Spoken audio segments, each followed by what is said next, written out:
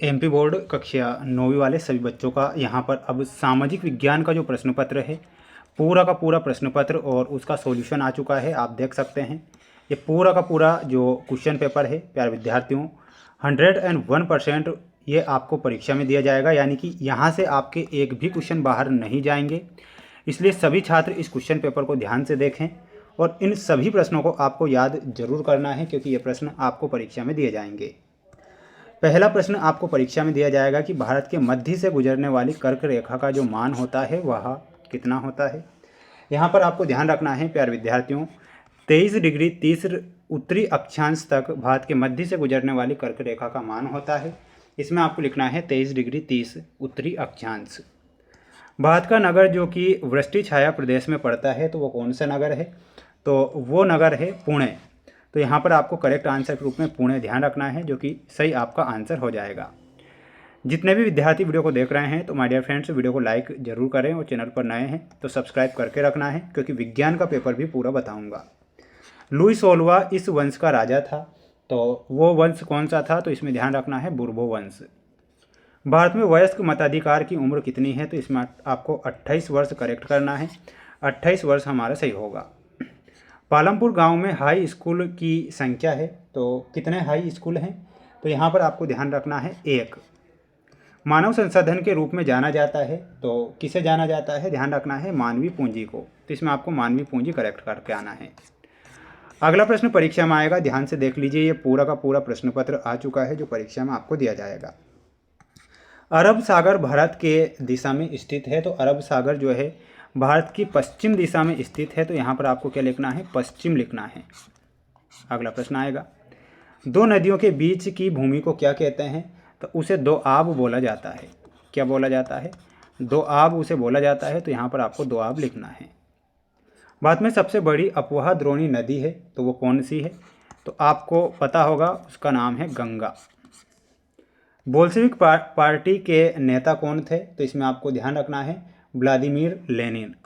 तो यहाँ पर आपको लिख कर आना है व्लादिमीर लेनिन, आपको यहाँ पर करेक्ट करना है। भारत की संविधान सभा के अध्यक्ष कौन है? तो यहाँ पर आपको लिखना है राजेंद्र प्रसाद आपको लिखना है।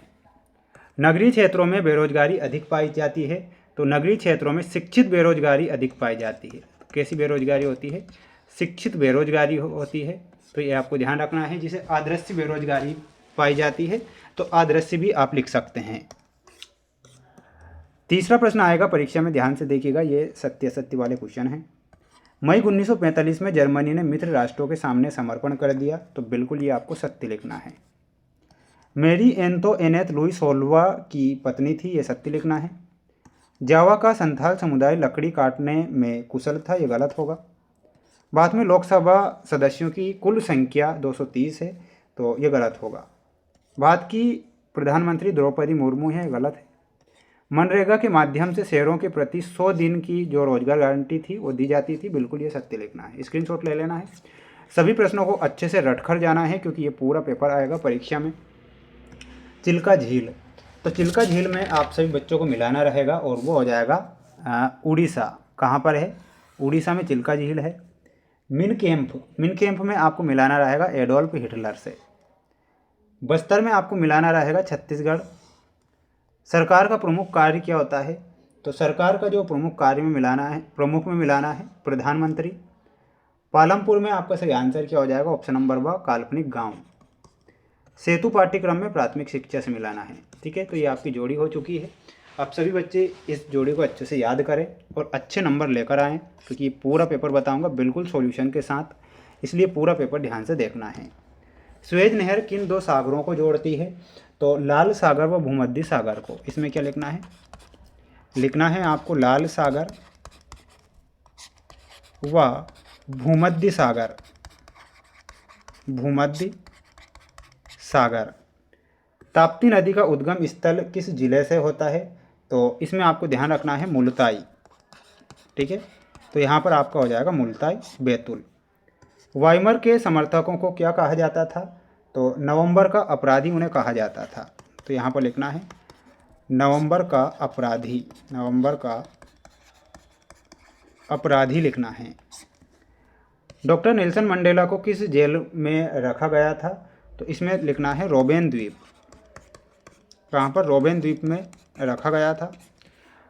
आम चुनाव क्या होता है? कमेंट बॉक्स में आंसर बताना है। आम चुनाव, ठीक है। छिपी हुई बेरोजगारी का दूसरा नाम है प्रछन्न बेरोजगारी। तो इसमें आपको क्या लिखना है? प्रछन्न बेरोजगारी आपको लिख कर आना है। तो ये आपके क्वेश्चन के आंसर। बढ़ेंगे अगले क्वेश्चन की ओर। अगला क्वेश्चन देखिएगा। ये रहा आपका अगला क्वेश्चन कि भारत के पड़ोसी देशों के नाम आपको याद करके जाना है। बांग्लादेश, पाकिस्तान। शीतलहर भारत में कौन कौन से जलवायु कटिबंध हैं, ये भी आपको याद करना है। ड्यूमा क्या है? तो ये सारा का सारा क्वेश्चन पेपर है। इनके जो आंसर है प्यारे विद्यार्थियों, अभी कुछ समय बाद मैं लाइव क्लास लूँगा, उसमें आपको सभी प्रश्नों के आंसर उपलब्ध हो जाएंगे। तो लाइव क्लास में जुड़ना है। लाइव क्लास में जुड़ने के लिए चैनल को सब्सक्राइब जरूर करें। मिलते हैं नेक्स्ट वीडियो में। जय हिंद।